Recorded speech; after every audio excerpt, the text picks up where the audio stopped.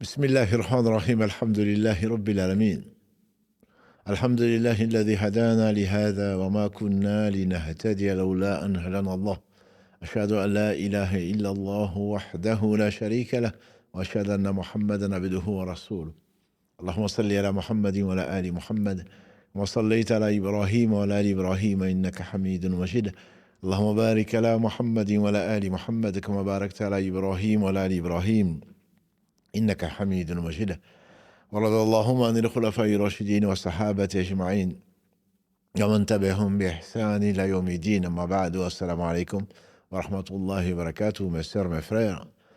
Les louanges, les remerciements, les éloges ne cessent qu'au vivant qui ne meurt pas. Je nomme Allah, le premier qui n'a pas de début, le dernier qui n'a pas de fin.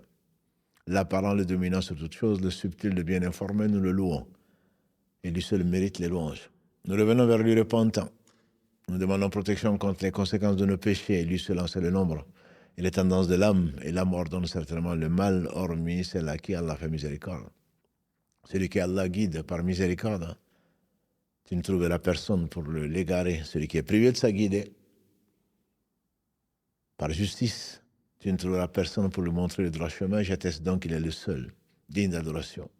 Le parfait dans son essence, le parfait dans ses noms et attributs, le parfait dans tous ses actes qui oscillent entre sa bonté et sa miséricorde, sa générosité d'une part, et sa justice, elle basée sur son omniscience et sur sa sagesse. J'atteste de la véracité, de l'exemplarité de la prophétie de Mohammed ibn Abdillah, qu'Allah bénisse le meilleur des hommes qu'il a choisi pour faire sortir les gens des ténèbres vers la lumière, de l'injustice des religions vers la justice de l'islam. Celui qui a fait parvenir son message, qui a souffert comme personne d'autre, qui a assumé tout ceci pour la satisfaction d'Allah subhanahu wa ta'ala, qu'Allah fasse de celui qu'il a voulu être un modèle, qu'il les bénisse, sa famille, ses compagnons et tous ceux qui les auront suivis dans le droit chemin et nous fasse l'honneur donc d'en faire partie. Bienvenue dans ce jardin du paradis, comme l'aurait dit cet homme, le meilleur des hommes, Mohammed sallallahu alayhi wa sallam, d'après Anas ibn Malik. Le prophète alayhi salatu wa sallam disait quand vous passez dans les jardins du paradis, profitez-en. Ils lui ont demandé à Rasulallah, c'est quoi les jardins du paradis? Il dit les gens, les jardins, les endroits où on se rappelle Allah subhanahu wa ta'ala. Qu'Allah nous compte parmi les gens qui se rappellent souvent, fréquemment. Allah subhanahu wa ta'ala, c'est bien fait, sa perfection. Et ensuite, donc aujourd'hui, on va, dans cette série, le devoir d'invoquer, on a choisi de parler aujourd'hui donc de pour qui invoquer. Cela paraît être aller de soi, mais en réalité, ce n'est pas tellement de cela dont il s'agit, entre guillemets, parce que il faudrait que l'esprit prévale sur la lettre. Pour qui invoquer, on pense souvent à nous-mêmes, peut-être à nos parents parfois, mais en réalité, Allah dit subhanahu wa ta'ala, dans le verset 10 de la sourate 49, Innamal mu'minuna ikhwa. Dans la sourate Hujurat, des appartements, sourate numéro 49, Allah dit, les croyants ne sont rien d'autre que des frères. Il dit également dans la sourate 9, Tawbah, au Bara, verset 71, Wal mu'minuna wal mu'minat, ba'duhum awliya'u ba'd. Les croyants et les croyantes sont les alliés les uns des autres. Et le meilleur des hommes nous a enseigné. D'après Abu Hamza, Anas bin Malik, al-Agré, il a dit que le prophète sallallahu alayhi wa sallam a dit, aucun d'entre vous ne sera véritablement croyant s'il n'aime pas pour son frère ce qu'il aime pour lui-même. La yu'minu ahadukum hatta yuhibba li akhihi ma yuhibbu li nafsi. Un épigone a reçu une lettre d'un frère dans l'islam qui lui a dit comment tu vas. Il lui a répondu wa alayka salam. Tu m'as demandé comment je vais. Il m'a été plus facile de jeûner en pleine canicule, de me priver donc du manger, du boire, des relations conjugales, du lever de l'aube au coucher du soleil, en pleine chaleur, que d'aimer pour mon frère ce que j'aime pour moi-même. Salam. Quelque chose d'extrêmement difficile et à laquelle nous nous aspirons tous, nous devons aspirer, parce que le prophète sallam a dit La yu'minu ahadukum hatta. Aucun d'entre vous ne sera croyant. Les savants disent, bien sûr, il ne s'agit pas de mécréance, il s'agit de croyance, la perfection de la croyance. Et nous devons tous tendre vers cette perfection, comme Allah subhanahu wa ta'ala le dit dans la sourate 16, An-Nahl, les abeilles, verset 90, Inna Allah ya'amuru bil adl wal ihsan wa ita'i dhil qurba. Allah ordonne al-adl, la droiture, l'équité et l'excellence. Donc chacun d'entre nous doit chercher à être excellent, autant que faire se peut, bien sûr, avec le bagage intellectuel, le bagage physique qu'Allah a donné à tout un chacun. L'excellence est toute relative, c'est par rapport à soi-même, par rapport à la capacité qu'Allah subhanahu wa ta'ala t'a confiée. Et tu seras jugé sur celui-là et Allah est juste. Aimer donc pour son frère ce qu'on aime pour soi-même exige, mes frères et sœurs, de prier pour eux. De prier pour eux. Donc la première des choses, c'est de leur souhaiter du bien, leur souhaiter la guider. Ne vois-tu pas que 17 fois par jour, tu arrives en train de dire Ihdina as-sirata al-mustaqim, après avoir loué Allah subhanahu wa ta'ala qui t'a écouté et qui t'a promis ce qu'il t'a promis, d'exaucer ce que tu vas dire, tu mets au pluriel Ihdina as-sirata al-mustaqim, guide-nous dans le droit chemin, parce que je ne suis pas le seul, ya Allah. Tu m'as choisi des hommes et des femmes et tu nous as réunis dans la fraternité de l'islam. Alors guide-nous, pas que guide-moi, Ihdini as-sirata al-mustaqim, Ihdina as-sirata al-mustaqim. Guide-nous, ya Allah, mes sœurs, mes frères et moi-même. Et quand on y pense, on voit l'esprit même de l'islam. Le prophète sallallahu alayhi wa sallam nous a enseigné que les musulmans sont comme une construction dont les parties s'entremêlent et se soutiennent. Quand le bourrian marsous, et il a montré donc ses 10 doigts entremêlés. Hadith rapporté par l'imam al-Bukhari et l'imam Muslim, car elle fasse miséricorde, les deux références en matière de hadith. Et le prophète sallam a dit également, dans ce qui a été rapporté également par les deux, les croyants dans leur compassion, dans leur solidarité, sont tels un corps, comme un corps. Quand un seul membre, j'ai dit, se plaint, est touché par un mal, c'est tout le corps qui répond par la fièvre et l'insomnie. C'est tout le corps qui y répond par la fièvre et l'insomnie. C'est un hadith qui est très beau. C'est que tu fais partie d'une communauté, pas bien sûr pour exclure les autres, au contraire, mais c'est que chaque membre qui souffre, dans une autre version, rapporté là par l'imam Muslim, le prophète sallam a dit, les croyants sont comme un seul corps. Quand l'œil se plaint, un mal, c'est tout le corps qui est mal. Et il a cité également un autre membre, donc c'est tout le corps qui doit répondre. Quand la tête est malade, c'est tout le corps qui répond. Hadith rapporté par l'imam donc al-Muslim, d'après Nu'man ibn Bashir, qu'Allah lui fasse miséricorde. Et c'est Abu Moussa qui a rapporté dans les deux authentiques Sahihain que les croyants sont comme un seul corps. Qu'est-ce que ça veut dire? Cela implique donc que quand tu souhaites du bien pour toi, tu dois souhaiter du bien pour ton frère. Quand tu souhaites la guérison, tu dois souhaiter la guérison pour ton frère ou ta sœur qui est malade. Et combien de musulmans sont malades, comme les non-musulmans? Le prophète alayhi salatu salam nous a dit plutôt ce qui a été rapporté par Abdallah ibn Abbas radiallahu anhuma, qui a été rapporté dans les authentiques, dans les hadiths authentiques rapportés donc par l'imam Abu Daoud et Tirmidhi. Ibn Abbas dit que le prophète alayhi salatu salam nous a dit: celui qui a visité nul musulman ne va visiter son frère, un autre musulman, en disant As'alullah al-Azim, Rabb al-Arsh al-Azim, an yashfik, 7 fois. Quand tu vas visiter un malade et tu lui dis, je demande à Allah, l'immense, Seigneur du trône immense, As'alullah, As'alullaha al-Azim, Rabb al-Arsh al-Azim, an yashfik, qu'il te guérisse. Cette fois, sans que Allah subhanahu wa ta'ala ne le guérisse.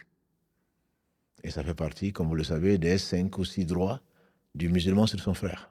Le fait de visiter le malade. Et c'est un devoir. Pourquoi? Parce que c'est ton frère.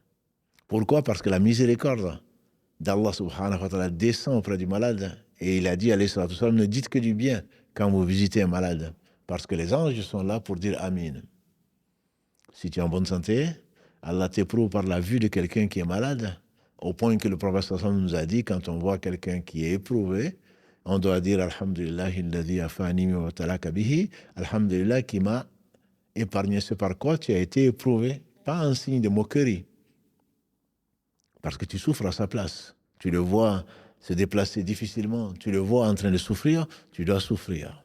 C'est de la compassion. C'est comme un seul corps. Et de ce point de vue, tu te dois de souffrir quand tu entends, quand tu vois les musulmans en train de souffrir de par le monde, ceux qui n'ont pas de quoi manger, et il y en a beaucoup, et partout. Ceux sur qui tombent des bombes, et Allah seul sait qu'il y en a. Ceux qui sont agressés et dans les guerres, combien d'orphelins, combien de veuves souffrent de l'absence de leur père ou de leur mari, qui ont tout perdu, sauf leur foi en Allah subhanahu wa ta'ala. C'est d'ailleurs parfois très étonnant. Quand tu vois des gens qui ont tout perdu et qui remercient Allah subhanahu wa ta'ala parce qu'ils ont confiance.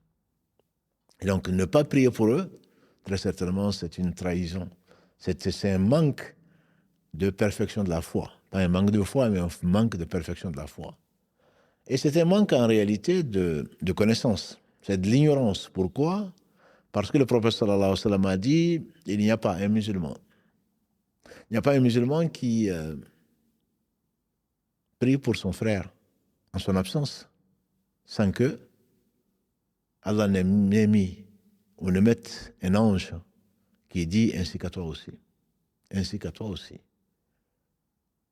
Ou l'équivalent. Ainsi qu'à toi aussi. Prier pour ton frère qui est absent t'amène à l'exaucement de tes prières. Hadith rapporté par l'imam muslim. Ça veut dire qui perd, c'est toi qui perds. Certains pieux prédécesseurs avaient compris cela et priaient beaucoup pour les gens qui n'étaient pas, donc qui étaient absents pour leurs frères. Quelque part, c'est une façon de provoquer l'acceptation de tes propres prières, puisque le prophète sallam a dit, entre autres, prier par une bouche qui ne fait pas de péché. Ils ont dit, mais comment cela se fait-il? Il dit, tu pries pour ton frère qui est absent, l'ange te dit ainsi qu'à toi aussi, et comme l'ange ne fait pas de péché, Allah accepte de l'ange, et peut-être pas de toi. Par contre, il accepte donc tes invocations pour celui qui n'est pas là, puisqu'il est en train de prier pour toi. Et Allah subhanahu wa ta'ala y incite beaucoup au travers des exemples des prophètes, alayhi salam. Et il ordonne même, notamment pour la demande de pardon. Il l'ordonne même. Dans la sourate Mohammed, sourate 47, verset 19, qui est souvent citée dans les premières conditions de la ilaha illallah, Allah dit à son prophète, fa'alam annahu la ilaha illallah wa astaghfiru li dhanbik wa lil mu'minin wal mu'minat. Sache, ô Mohammed, qu'il n'y a pas d'être digne d'adoration si ce n'est Allah, et demande pardon pour tes erreurs ainsi que les fautes des croyants et des croyantes. Ibrahim, alayhi salatu salam, dans la sourate qui porte son nom, la sourate numéro 14, dans le verset 41, il demande à Allah, Rabbana ghfirli, wa li walidayya, wa lil mu'minin, yawma yaqumul hisab. Ô Allah, pardonne-moi, ainsi qu'à mes pères et mères, et aux croyants, le jour du jugement dernier, le jour des comptes. Verset 41 de la sourate 14. Nuh, le premier messager, alayhi salatu salam, l'un des 5 meilleurs hommes que la terre a porté, avec Ibrahim, Moussa, Isa et Mohammed, alayhim salatu wassalam. Il a demandé à Allah dans le dernier verset de la sourate qui porte son nom, verset 28 de la sourate 71 qui s'appelle la sourate Nuh, Rabbi ighfirli wa liwalidayya wa liman dakhala bayti mu'minan wal mu'minina wal mu'minat. Ô Seigneur, pardonne-moi ainsi qu'à mes pères et mères, à mes pères et mères, et à celui qui entre chez moi en tant que croyant, et aux croyants et aux croyantes. C'est un devoir, notamment par le pardon. Parce que celui qui est pardonné, alhamdulillah, il a eu l'essentiel. Qu'Allah nous pardonne. Ne sais-tu pas que des croyants seront étonnés au jour du jugement dernier du degré que Allah leur réserve. Du degré que Allah leur réserve. Ils disent, Ya Allah, d'où je tire ce degré? Allah leur dit, hadith rapporté par l'imam muslim d'après Abu Huraira, qu'Allah l'agrée, Allah leur dit, parce que ceci, rapporté par l'imam Bukhari, il dit, ceci, c'est à cause de la demande de pardon de ton enfant. La demande de pardon de ton enfant. C'est l'une des, comme vous le savez, l'une des 3 choses qui restent après la mort. Quand l'homme décède, 3 choses perdurent, a dit le prophète sallallahu alayhi wa sallam, mais dans une version, il commence par un enfant pieux qui prie pour son père et sa mère, bien sûr. Un enfant pieux qui prie pour son père et sa mère.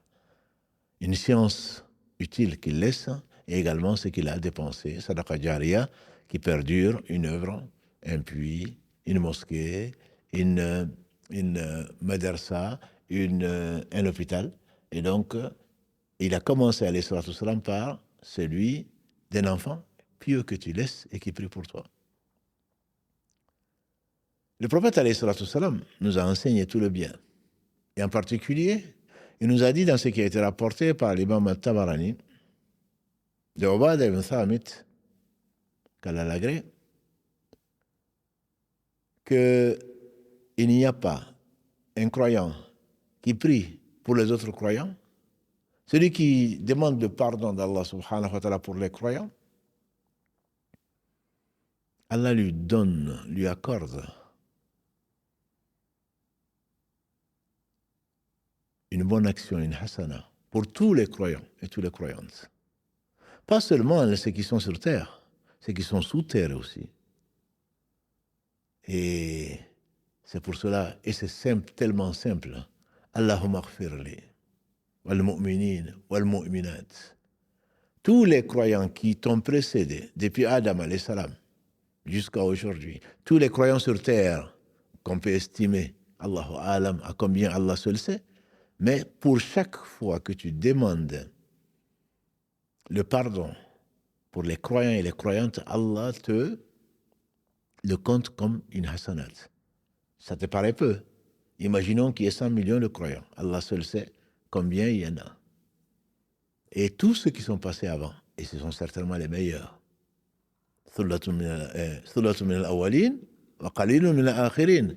Si tu prends la sourate 56, al-Waqi', Allah parle wa sabiquna sabiqun, les proches, les rapprochés, les plus proches d'Allah, les meilleurs croyants. Allah dit, nombreux parmi les anciens, parmi les passés, min al-awwalin, parmi les premiers, wa qalilun min al-akhirin, et peu parmi les derniers, c'est-à-dire nous, et les gens qui viendront encore après. Donc les rapprochés sont les vrais croyants, et ils sont nombreux parmi ceux qui nous ont dévancés. Et donc le fait de demander à Allah subhanahu wa ta'ala le pardon pour les croyants, Rabbi ighfirli, au Seigneur pardonne-moi, wa lil mu'minina wal mu'minat, c'est tellement simple. Les gens qui ont compris ça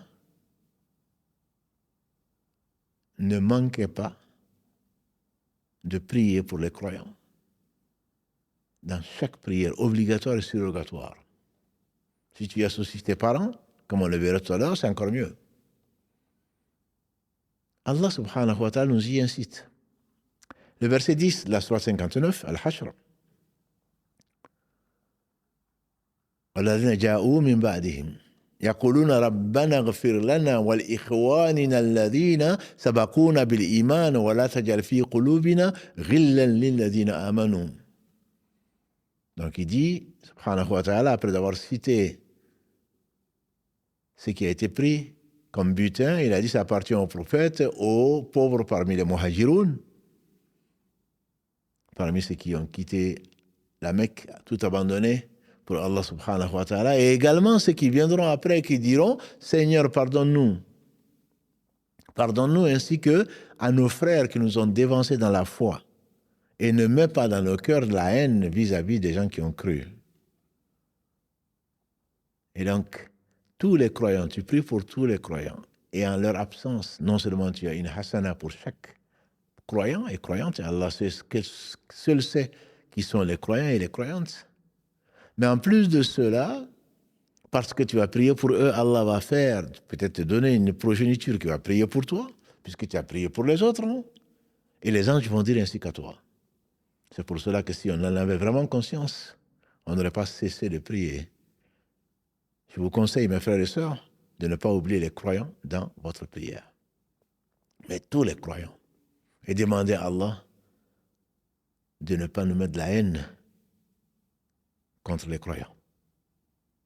Et je n'ai pas trouvé mieux comme remède que le fait de prier pour ton ennemi.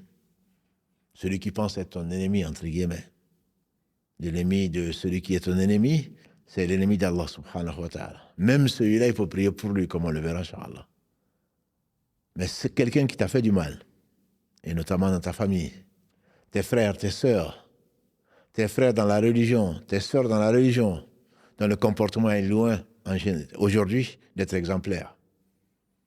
Ma sœur, mon frère, et quand tu entends, quand tu apprends ce qu'on a dit sur ton dos, je ne parle même pas de la médisance, qu'Allah compare dans le verset 12 de la sourate 49 au fait de manger la chair de son frère mort, qui est devenu une brosse à dents pour beaucoup d'entre nous, mais de la calomnie de surcroît, c'est qui mente. La médisance, c'est le fait de dire ton frère ce qu'il n'aime pas en son absence. Au moins, c'est quelque chose de vrai. Mais Allah le compare au fait de manger de la jifa, de manger la chair de ton frère mort. Pas karihitumo, bien sûr que vous en avez horreur. Et pire que ça, c'est la calomnie, le fait de mentir sur ton frère ou sur ta sœur. Quand tu entends ça, ça fait mal. Shaitan, il en profite pour mettre dans ton cœur la haine contre telle personne. Mais en réalité, les anciens, quand ils entendaient que quelqu'un les a médits sur leur compte, non seulement ils étaient modestes et humbles, ils disaient, ce que tu sais n'est rien par rapport à ce qu'Allah t'a caché. Le voile épais d'Allah subhanahu wa ta'ala sur nous. Et un ancien disait, si les péchés avaient des odeurs, nauséabondes bien sûr, on n'aurait pas pu s'asseoir les uns à côté des autres. Et Allah dit, dans ce que vous savez, verset 45 de la sourate 35, verset 61 de la sourate 16, Allah dit, si Allah s'en prenait aux gens pour ce qu'ils ont fait, il n'aurait pas laissé sur la terre un seul être vivant. Donc, le fait que Allah ait dévoilé ton péché, ce n'est rien par rapport à tes péchés. C'est pour cela que le pardon ne doit pas cesser d'être ton réflexe. Chaque fois que tu penses à Allah, demande pardon. Les bienfaits, tous les bienfaits viennent d'Allah. Sourate 16, verset 53. Et il n'y a pas de bienfaits apparents et les cachés sont bien plus nombreux. Direct, même quand tu vas remercier les gens parce qu'il faut les remercier, même ceux, c'est Allah qui a voulu leur donner ce bienfait, leur faire aimer de dépenser et t'as choisi pour que les gens te fassent ce bienfait, ne serait-ce qu'un sourire, qui est une sadaqa, comme l'a dit le prophète sallallahu alayhi wa sallam. Et tu ne saurais jamais. Et si tu te mettais à compter les bienfaits d'Allah, Sourate 16, verset 18, Sourate 14, verset 34, tu ne saurais pas les dénombrer. Et donc, que tu respires, que tu parles, que tu entendes, que tu vives, que tu dormes. Tout ceci sont des bienfaits que tu ne peux pas à chaque respiration, comme tu dois à Allah C'est pour cela que personne d'entre nous ne rentrera au paradis à cause de nos œuvres. Le prophète sallam, quand il a dit, il dit, même toi, il dit, même moi, si Allah ne me fait pas miséricorde. Hadith rapporté par les deux, Bukhari et Muslim. Et dans une autre version rapportée par l'imam al-Bukhari, il a dit, je ne sais pas, Wallahi, je ne sais pas ce qu'on fera de moi. Bien sûr, on sait qu'Allah lui a pardonné, Allah va l'honorer, Allah l'a honoré dans ce bas monde et il l'honorera dans l'autre monde. Je ne sais pas ce qu'on fera de moi ne veut pas dire qu'il ignore ce qu'on fera de moi, c'est-à-dire que ce qu'on fera de moi, je ne le mérite pas. C'est par pure miséricorde d'Allah subhanahu wa ta'ala qu'il va me faire miséricorde, il va me faire entrer au paradis. Donc ne vous posez pas des questions de savoir, moi je mérite. Allah n'est obligé de personne. J'ai fait ceci, j'ai fait cela. Si tu as fait du bien, c'est grâce à Allah. Si tu as fait du bien, c'est grâce à Allah. Celui qui trouve du bien, comme l'a dit le prophète sallam dans le hadith d'Abu Dhar, que nous connaissons, rapporté par l'imam Muslim, hadith Qudsi, celui qui trouve du bien, qui commence par Ya ibadi inni haramtu dhulma ala nafsi, ô mes serviteurs, je me suis interdit l'injustice, jusqu'à la fin du hadith. Allah dit, celui qui trouve du bien, qui remercie Allah. S'il trouve autre chose, qui n'en veuille qu'à lui-même. Qui n'en veuille qu'à lui-même. Et donc, ce Seigneur subhanahu wa ta'ala a voulu que tu pries pour les musulmans. Et chaque musulman, chaque croyant pour qui tu vas prier, tu dis que les musulmans sont frères. Tu dis ton frère, comment tu vas l'oublier dans tes prières? Et donc, avant le salam, que l'on apprenne, que l'on revise. Et c'est facile. Si Allah le facilite. Allahumma ghfirli. Wali walidayya. Oh Allah, pardonne-moi ainsi qu'à mes pères et mères. Walil mu'minina wal mu'minat. Facile. À celui à qui Allah facilite. Allahumma ghfirli. Si tu ne t'oublies pas, alors n'oublie pas tes pères et mères. Si tu ne t'oublies pas, alors n'oublie pas les croyants et les croyantes. Alors très certainement pour chaque croyant, si tu savais ce que ça représentait chez Allah, tu n'aurais certainement pas négligé de le faire avant de faire ton salam. Si tu peux le faire, à chaque prière, fais-le. Je ne dis pas à chaque raka si tu peux, là où tu es le plus proche d'Allah subhanahu wa ta'ala dans ton sujoud, ou au moins dans chaque prière, quand tu as fini le tashahhud, quand tu as fini la prière ibrahimi, de prier pour tes parents et pour notamment les croyants et les croyantes. Ça te fait autant de hasanat. Tu seras surpris, ma sœur. Tu seras surpris quand tu verras des montagnes et des montagnes de hasanat. D'où cela te vient? C'est parce que tu as prié pour les autres et pour les croyants. Et Allah seul sait qui sont les croyants, pas forcément ceux à qui nous pensons. Et les morts, les décédés comme les vivants. Et Allah subhanahu wa ta'ala voudra qu'également pour toi on prie. Donc pour les musulmans en général, il ne faut pas les oublier. Si tu les oublies, très certainement, tu as oublié du bien pour toi-même en réalité. Tu as oublié du bien pour toi-même. Parce que tu aurais pu, si tu avais écouté la recommandation du prophète sallam, si tu avais écouté la recommandation d'Allah subhanahu wa ta'ala, très certainement tu aurais gagné beaucoup. D'où la gravité de l'ignorance. Celui qui est ignorant, il est contre lui-même. Et celui qui apprend, c'est pour lui-même. Alhamdulillah, Allah nous a enseigné ce qu'on ne savait pas. Wallahu akhrajakum min butuni ummahatikum la ta'lamuna shay'a. Allah vous a fait sortir, verset 118 de la sourate 16, Allah vous a fait sortir des ventres de vos mères, vous ne saviez rien. Et Allah nous a enseigné. وَعَلَّمَ الْإِنسَانَ مَا لَمْ يَعْلَمْ.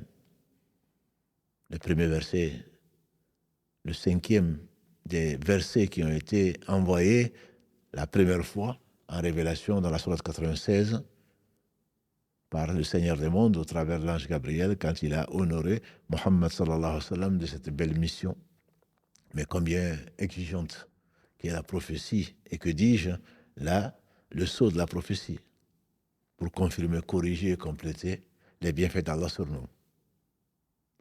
Donc il ne faut pas oublier les musulmans, notamment les croyants. Tu veux de la santé pour toi-même, mais prie pour les autres. Tu veux la sécurité, prie pour les autres. Tu veux ce que tu veux, des enfants pieux, une femme pieuse, un mari pieux, prie pour les autres. Il se peut que Allah subhanahu wa ta'ala t'accorde cette femme pieuse, pas forcément celle à qui tu penses, cet homme pieux, pas forcément à celui à qui tu penses, au travers de l'invocation que tu vas faire pour ta sœur, pour ton frère, Parce que l'ange dira ainsi qu'à toi aussi. Oh Allah, accorde ce que je disais donc, la meilleure façon que j'ai trouvée pour pardonner, entre guillemets, pour te soulager par rapport aux méfaits, par rapport à la haine des uns et des autres, qui sont de ta propre famille, que sont les musulmans, c'est de prier pour eux. Ibn Qayyim, quand il faisait miséricorde, il disait, quand tu vois un fauteur de troubles, quand tu vois un désobéissant d'Allah, tu peux le maudire, bien sûr, mais quand tu vois un désobéissant d'Allah, prie pour lui.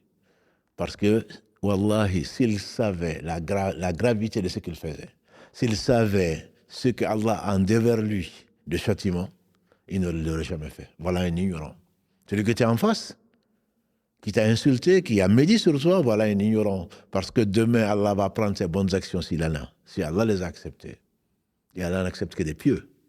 Allah prendra ses bonnes actions s'il avait, et il va te les donner. Et tu ne seras pas le seul. Et s'il n'a pas de bonnes actions parce qu'il a été pervers, ou alors parce qu'il a fait tant de péchés, Allah va prendre de tes péchés l'équivalent, puisqu'il est juste, pour lui mettre dessus, il tombe en enfer, en ordre. Prie pour ton frère. Prie pour ta sœur. C'est pour qui tu dois le plus prier, bien sûr, c'est le prophète sallallahu alayhi wa sallam.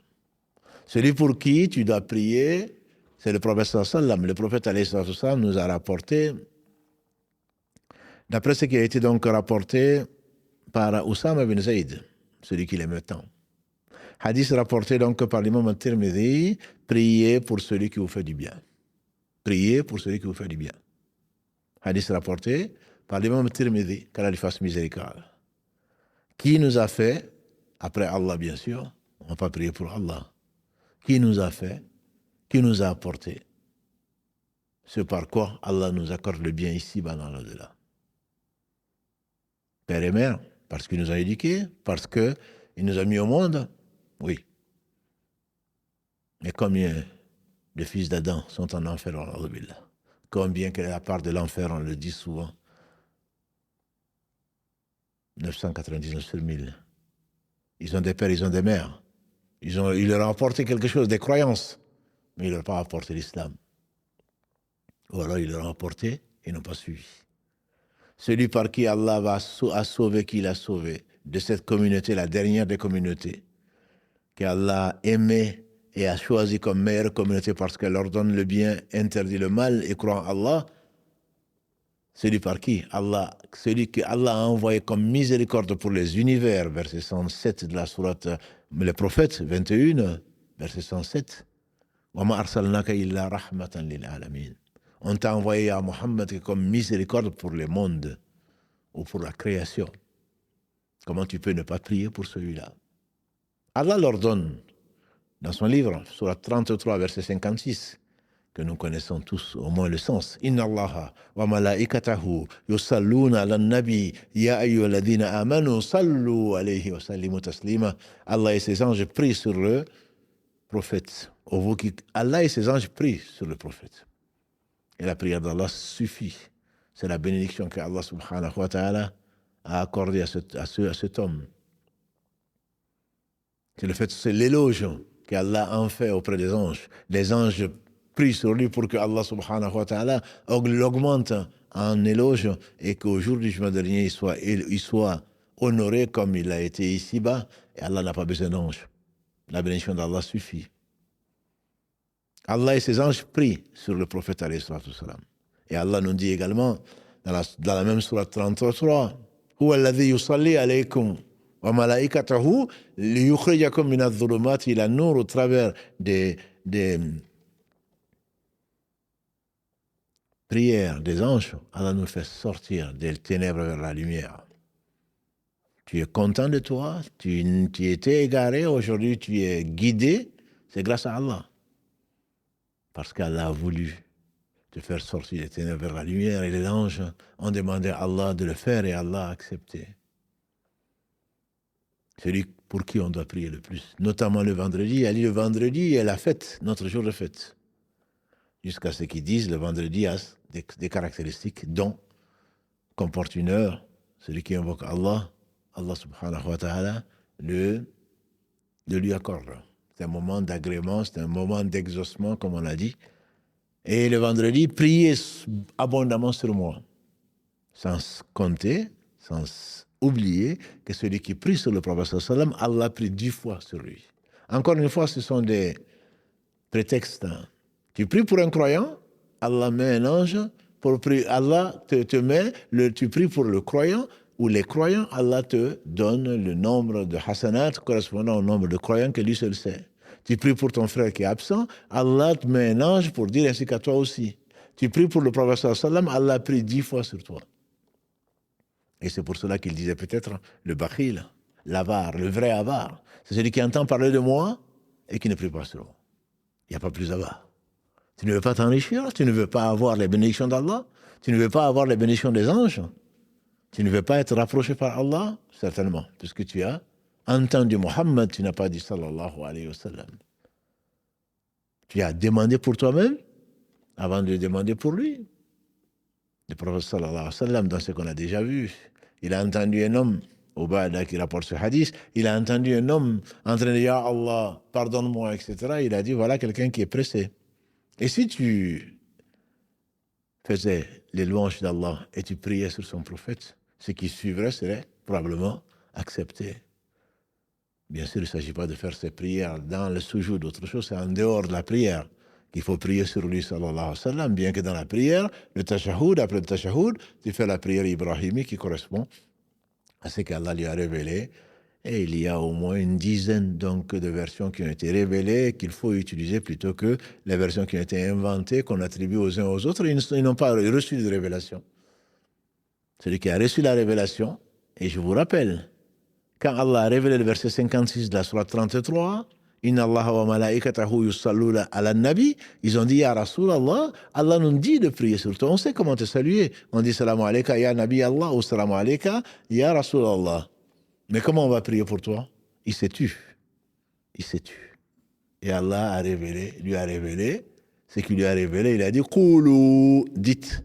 Allahumma salli ala Muhammadin wa ala ali Muhammad kama sallayta ala Ibrahim wa ala ali Ibrahim, dans une des versions la plus connues qu'on appelle la prière Ibrahimi, mais il y en a bien d'autres. Allahumma salli ala Nabi, Allahumma salli ala Muhammad an-Nabi al-Ummi, wa Allahumma salli ala Muhammad wa azwajihi wa zurriyatihi, Allahumma salli ala Muhammad wa ala ali Muhammad kama sallayta ala Ibrahim wa ala ali Ibrahim, ou kama sallayta ala ali Ibrahim. Beaucoup de versions, alhamdulillah, existent, authentiques, et c'est là qu'il faut puiser parce que cela vient d'Allah, puisque ça vient du prophète sallallahu alayhi wa sallam. Wa ma atakumur rasulu fakhuduhu, verset 7 de la sourate 59, ce que le messager vous apporte, prenez-le. Wa ma nahakum an fantahu, ce qui vous a interdit, abstenez-vous-en. Wa taqullah, et craignez Allah, inna Allaha shadidul iqam, car Allah est dur de châtiment.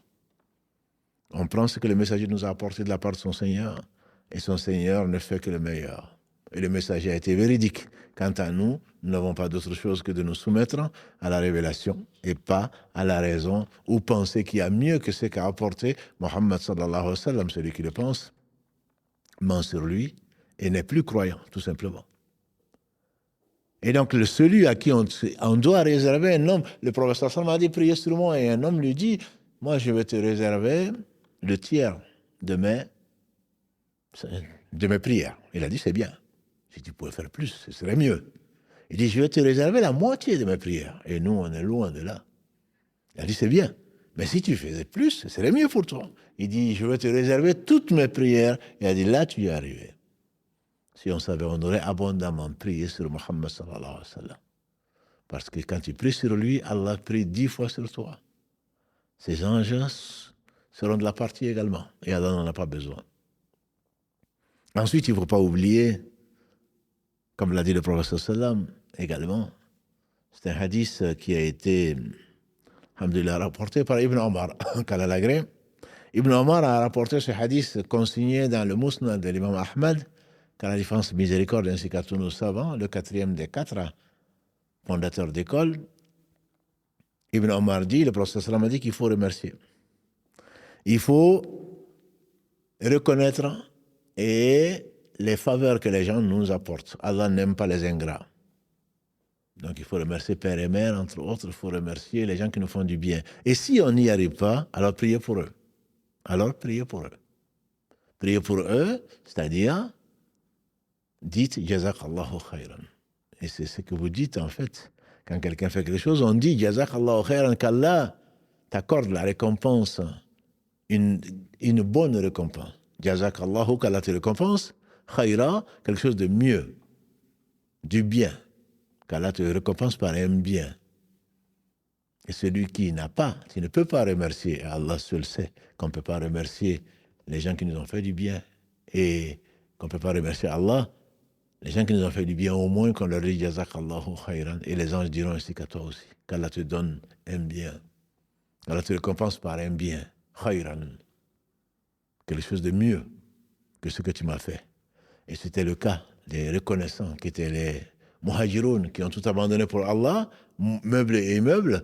Quand ils sont arrivés à Madina, les Ansar, les secoureurs, ont partagé avec eux tout ce qu'ils avaient.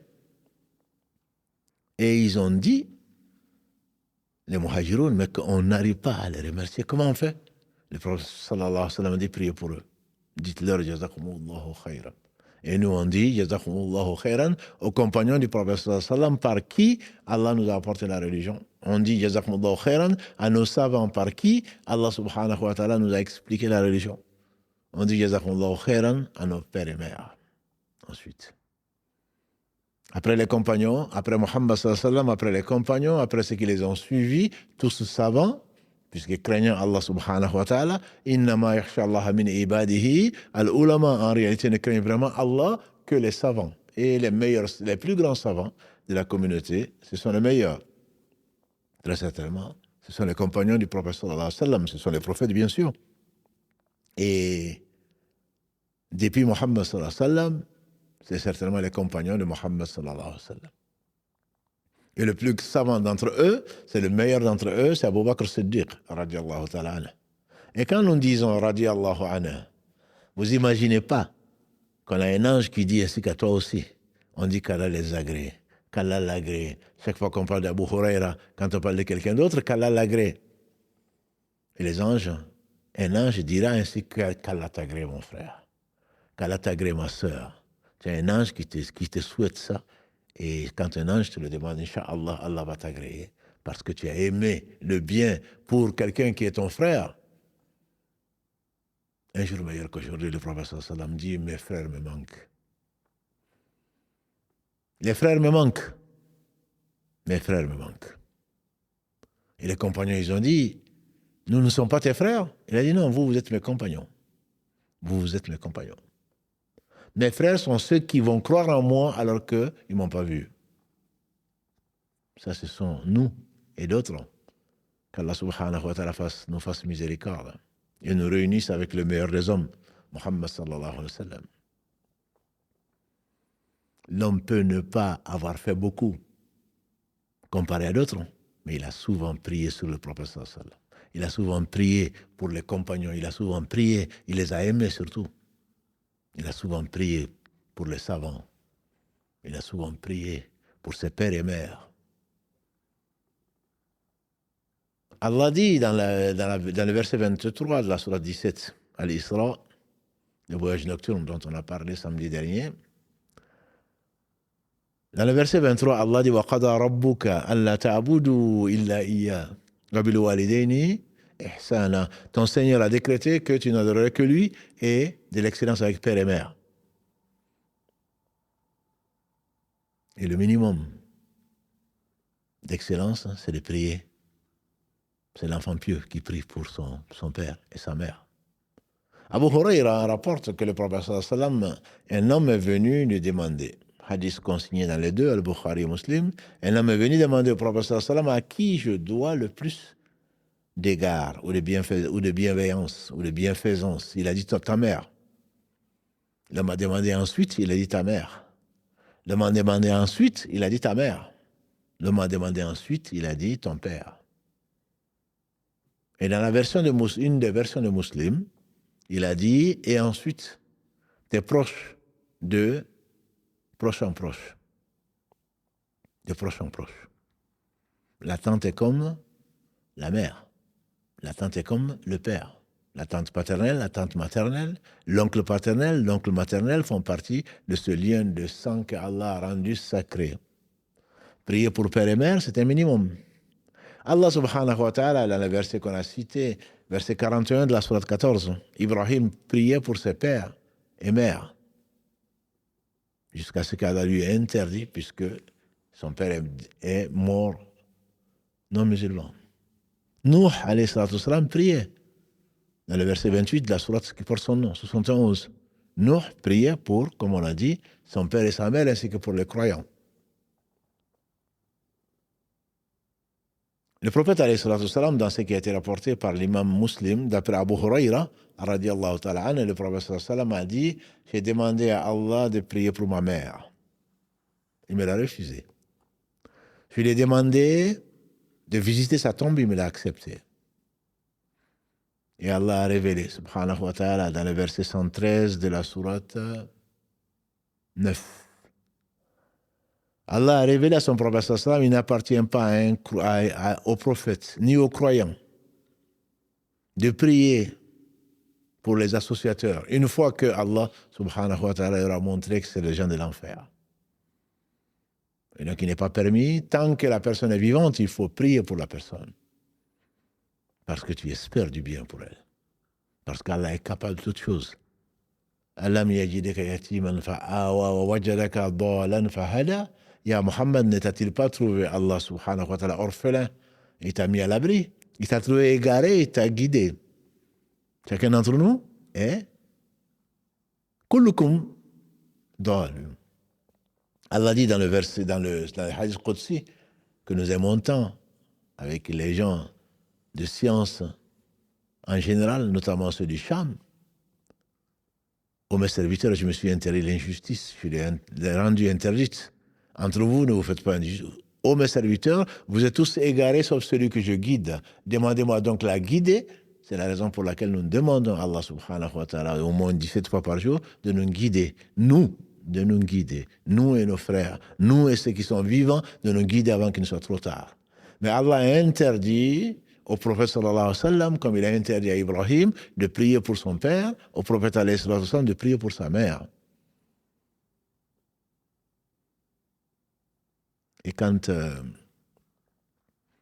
Abu Talib, ça on le voit dans samedi dans le joyau de la prophétie, quand il est mort, le prophète sallallahu alayhi wa sallam était très triste.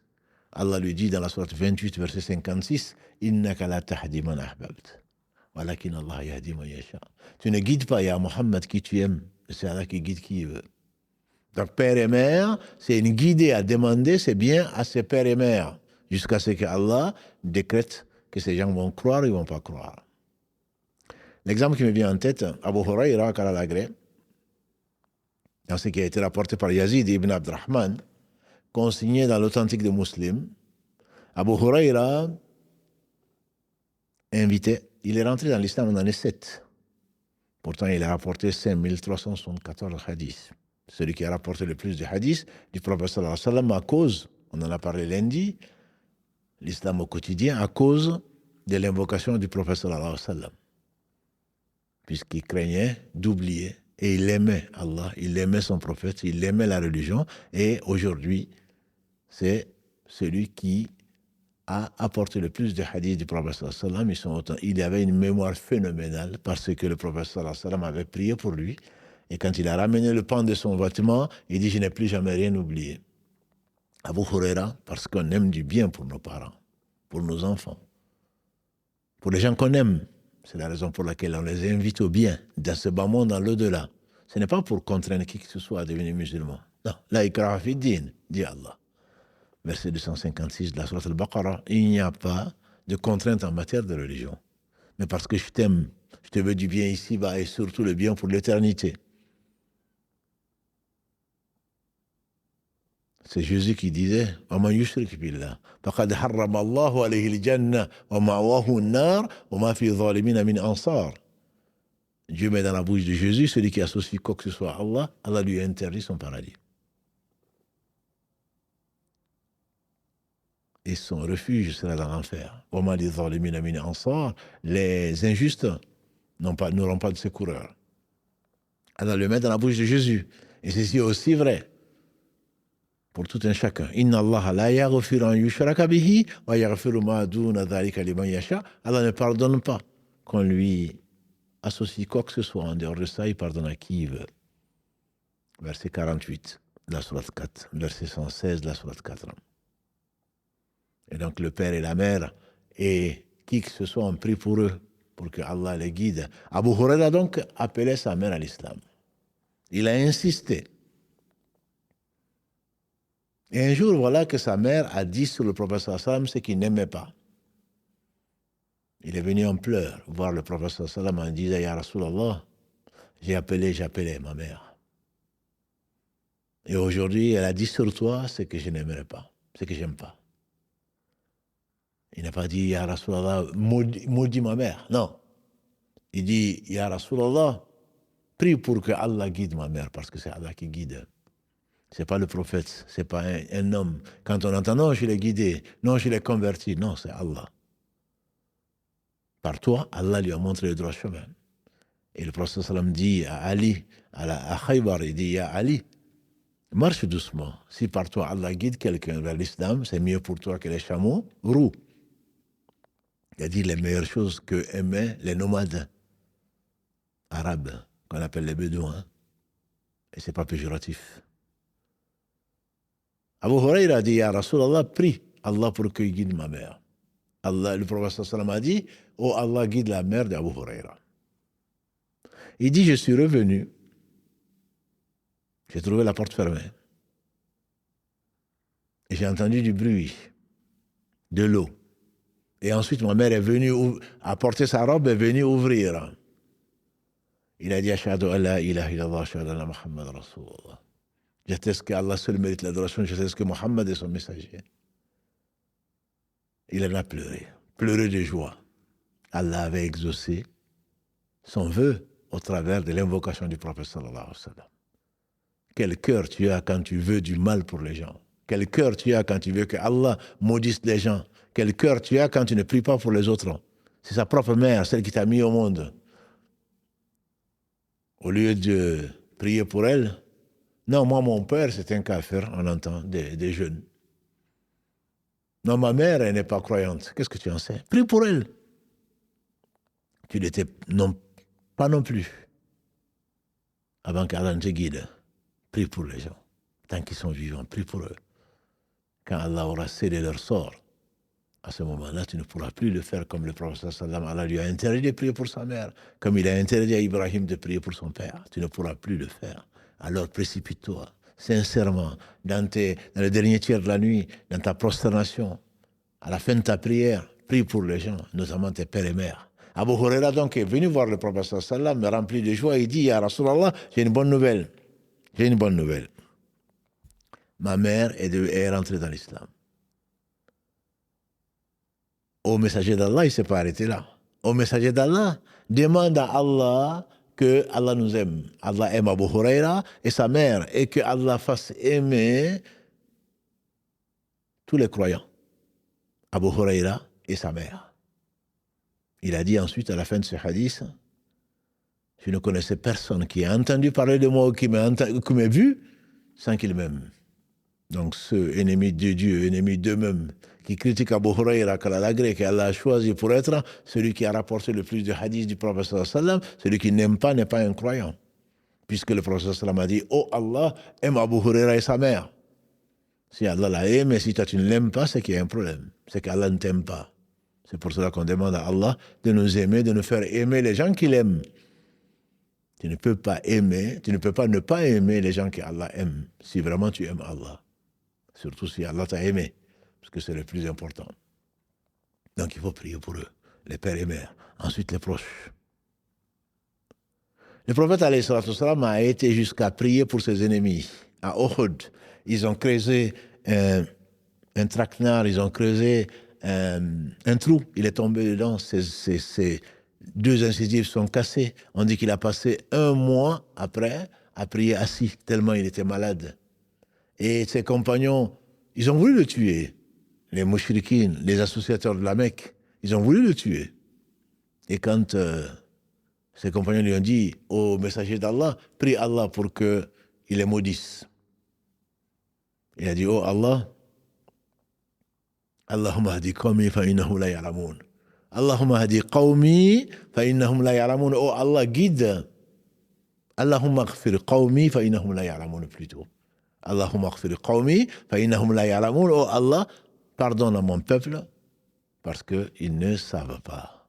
Ibn Qayyim, quand il fasse miséricorde, à l'exemple de son enseignant principal, Ibn Taymiyyah, il dit, il y a là, dans cette invocation du prophète sallam pour ses ennemis qui ont tué 70 de ses compagnons, 70 martyrs qui sont à Uhud et qui ont voulu le tuer et qui ont causé tant de tort.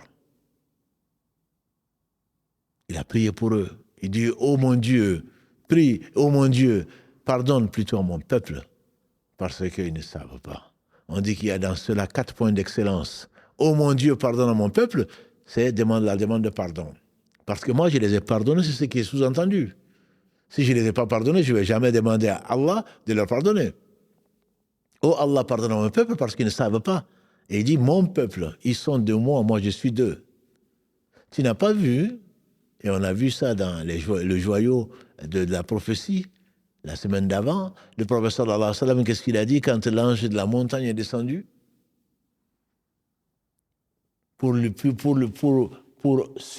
accepter, pour entendre l'ordre du prophète sallallahu alayhi wa sallam de détruire la Mecque et ce qu'elle contient, l'ange de la montagne est venu avec hadith rapporté par les deux, Al-Bukhari et Muslim, de notre mère Aïcha, radiyallahu ta'ala anha.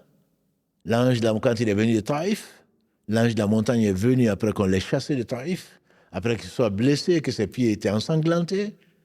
L'ange de la montagne est venu en disant, Ya Muhammad, Allah m'a envoyé, il lui a passé le salam, et pour me mettre à ton ordre. Si tu veux, je peux faire que les 2 montagnes qui surplombent la Mecque s'effondrent sur la Mecque et qu'elles disparaissent.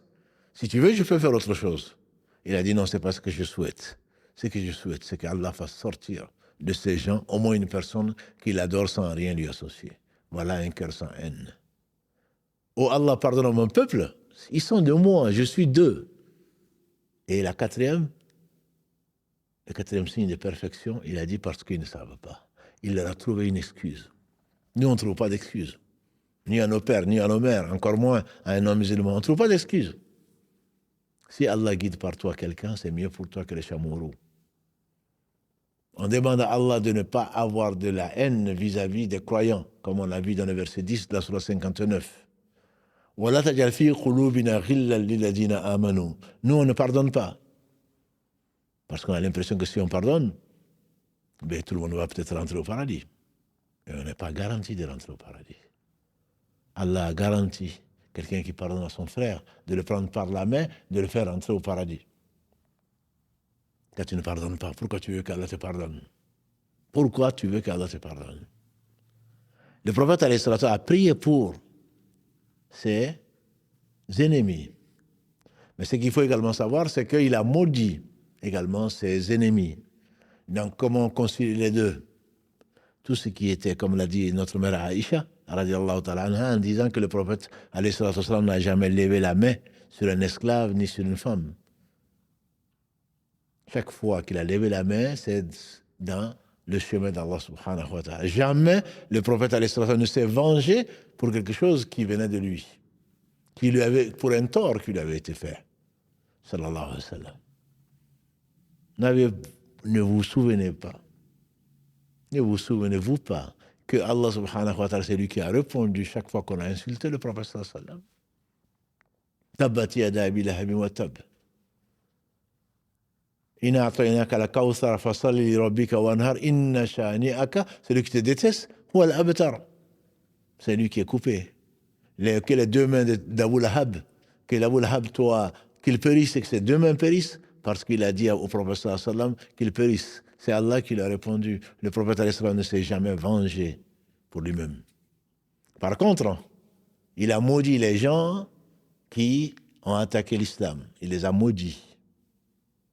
Pendant 1 mois durant, dit Anas, les gens qui ont trahi ses compagnons, prétextant qu'ils étaient rentrés dans l'islam, et ils les ont tués à toutes les prières. Pendant 1 mois, le prophète les maudissait. Abu Bakr en a fait pareil du temps de Musaylim al-Kadhab. pendant le peu de temps que Allah l'a chargé de la responsabilité des musulmans. Omar ibn Khattab l'a fait dans les prières. Pourquoi? C'est une question de solidarité avec les musulmans. Ce n'est pas son droit à lui, c'est le droit des musulmans, le fait de prier pour les musulmans, le fait de prier, de maudire ceux qui sont injustes. Ceci fait partie. Le qunut, c'est ce qu'on appelle le qunut, le fait de dans la prière, que ce soit celle du matin, celle de l'après-midi, celle de midi, celle du coucher du soleil, celle de Isha, dans les 5 prières, les compagnons du prophète sallam, à l'exemple du prophète sallam, faisaient des invocations contre les injustes. Et le qunut n'est pas fait parce que tu décides de le faire. Tu peux invoquer pour ou contre dans ta prière. Mais le qunut, ça se fait en groupe et ce sont les savants qui décident parce qu'il n'y a pas de pluie, parce qu'il y a un grand malheur qui s'est abattu sur les musulmans à cause de leurs péchés. Il est conseillé, il est recommandé aux différentes mosquées du monde de se réunir pour invoquer Allah. Il se peut qu'Allah accepte de celui auquel on ne pense pas. Et donc ça, ce sont des choses qui sont dans le fiqh, qu'on ne va pas rentrer dans le détail, mais le prophète ne s'est jamais vengé contre lui-même. Par contre, quand les gens se sont attaqués à la religion qu'il professait, que ce soit Utayba ibn Abu Lahab, quand il a exagéré dans l'attaque contre la mission, quand Abu Jahl et Utba ibn Rabia, Shayba ibn Rabia, Walid ibn Mughira, et tout ceci ont attaqué l'islam, et il a dit à Allah, charge-toi de cela. Et ils ont tous péri à Badr. Utayba, qui est le fils d'Abu Lahab, a agressé le prophète sallam, il a demandé à Allah de lui envoyer un de ses chiens. Et on a vu que quand il partait vers la Syrie, il y a un lion qui l'a dévoré. Et ça, il faut faire attention. Attention à l'invocation de l'opprimé. Comme l'a dit le prophète sallam, hadith authentique rapporté par Ibn Abbas à propos de Mu'adh ibn Jabal, quand le prophète sallam a envoyé Mu'adh ibn Jabal au Yémen pour leur apporter la religion, dis-leur, ya Mu'adh, tu iras chez les gens du livre. Au Yémen, il y avait des chrétiens. La première chose à laquelle tu vas les appeler, qu'ils unifient Allah. C'est-à-dire la ilaha illallah sans associer, la sharika là. S'ils acceptent, dis-leur que Allah a prescrit de jour comme de nuit 5 prières. S'ils acceptent que Allah a prescrit sur les riches un impôt sur les pauvres, la zakat, qui est peut-être synonyme de cet amour que tu peux avoir pour ton frère, que tu dois avoir pour ton frère. Allah t'a favorisé, pas parce qu'il t'aime. Tu as un surplus d'argent, tu as des économies, alors pense aux autres.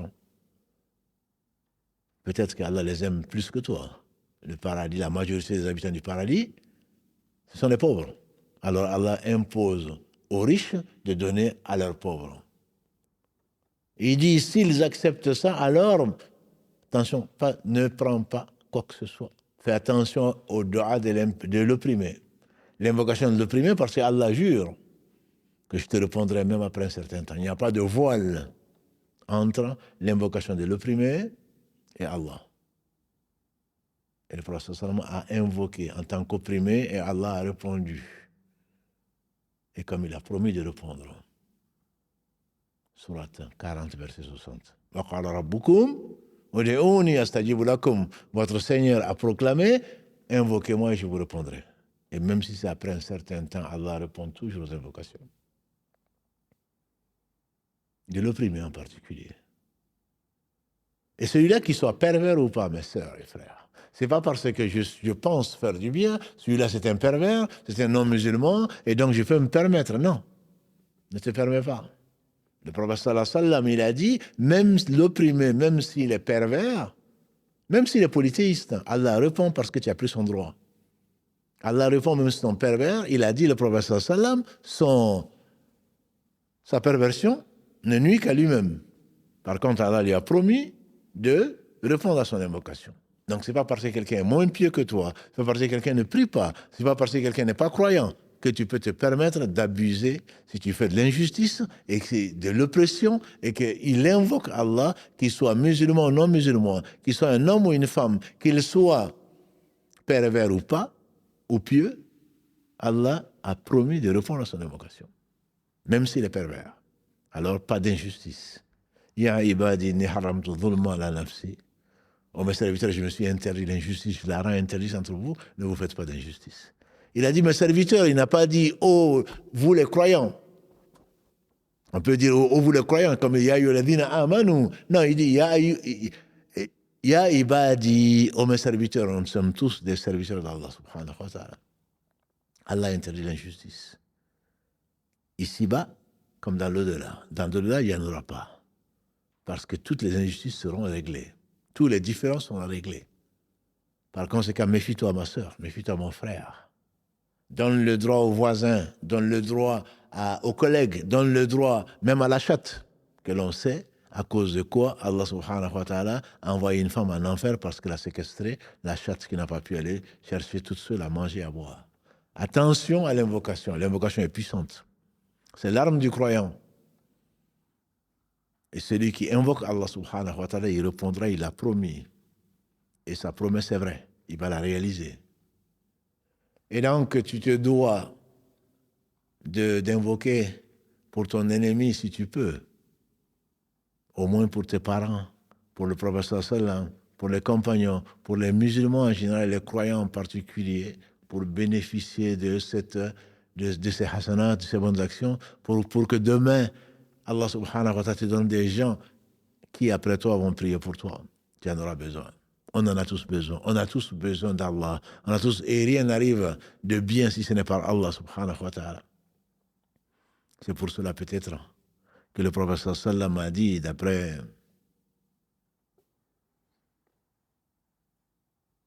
Ibn Thabit, Ad-du'a huwa al-ibada.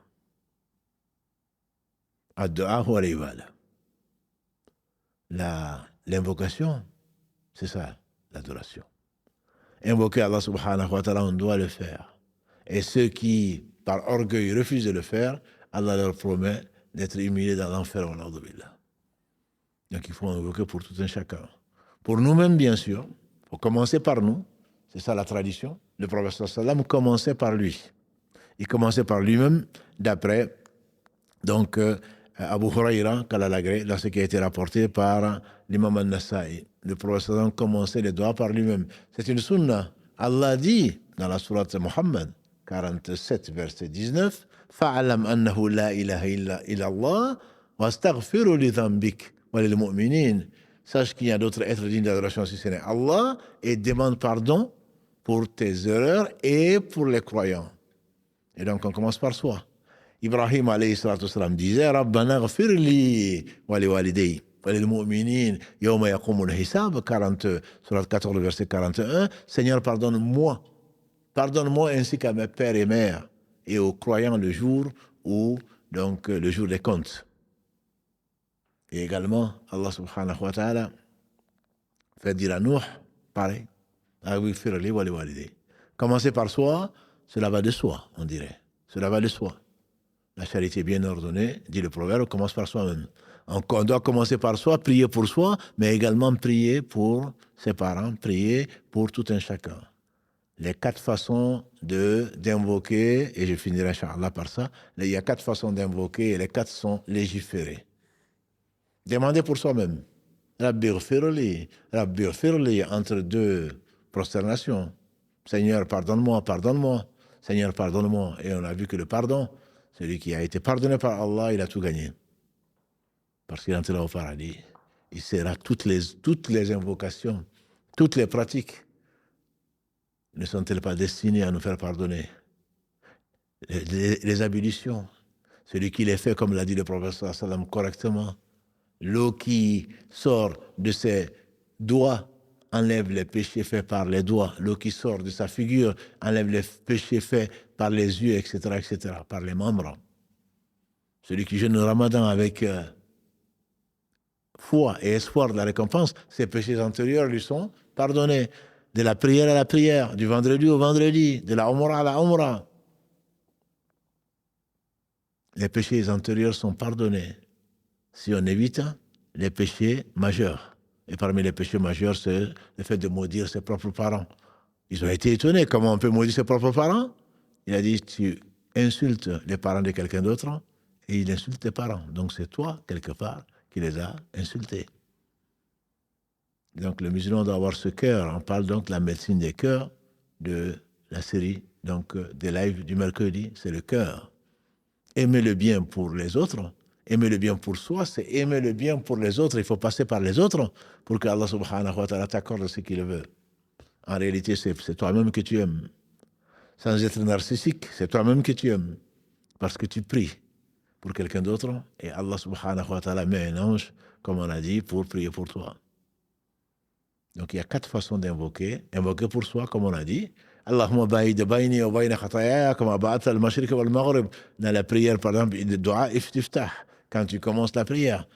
Oh Allah, éloigne-moi des péchés comme tu as éloigné l'Occident de l'Orient. Donc tu pries pour toi. Ça existe.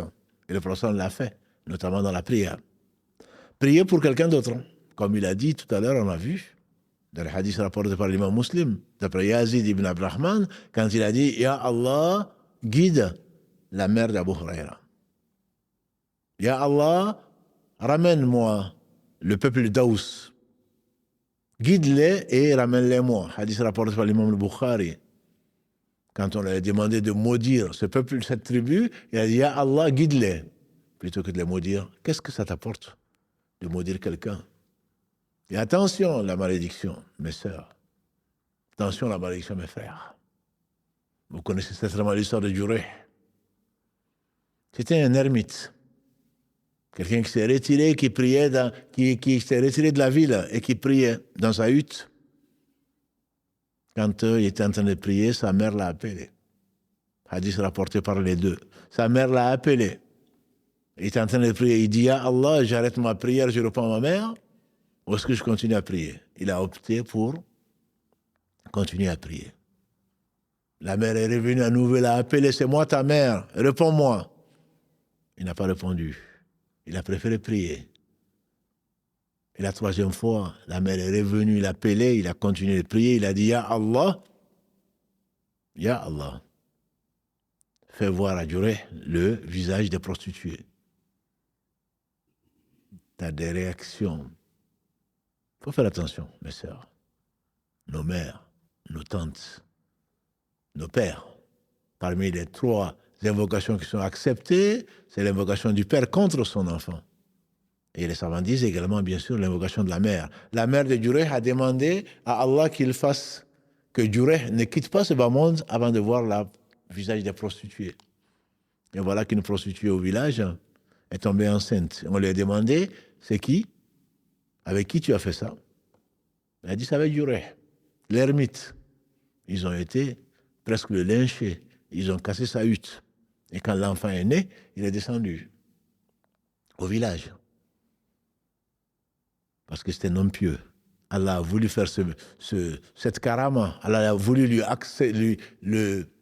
l'innocenter. Comme il a innocenté la mère de Jésus, Marie.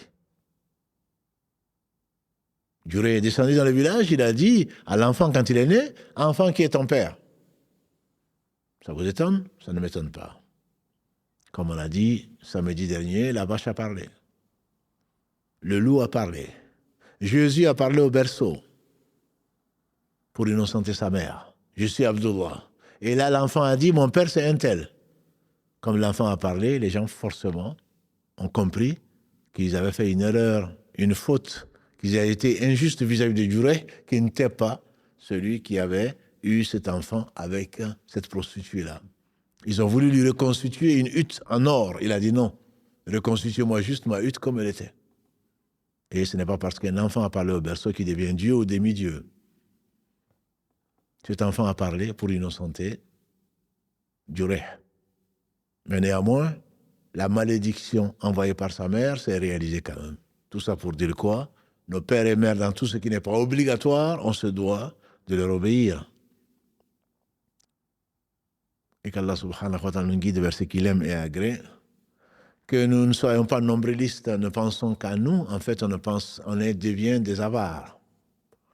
Oublier de prier pour le prophète sallam, c'est s'oublier soi-même, c'est être avare. Oublier de prier pour les croyants, à la fin de ta prière ou au milieu de ta prière, c'est être avare parce que tu t'es privé de la bénédiction d'Allah subhanahu wa ta'ala pour tous les croyants passés et présents.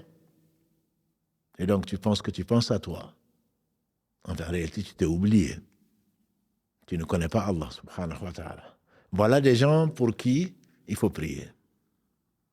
Le prophète sallam, ses compagnons, nos savants, père et mère, même tant qu'ils sont vivants, même s'ils ne sont pas croyants.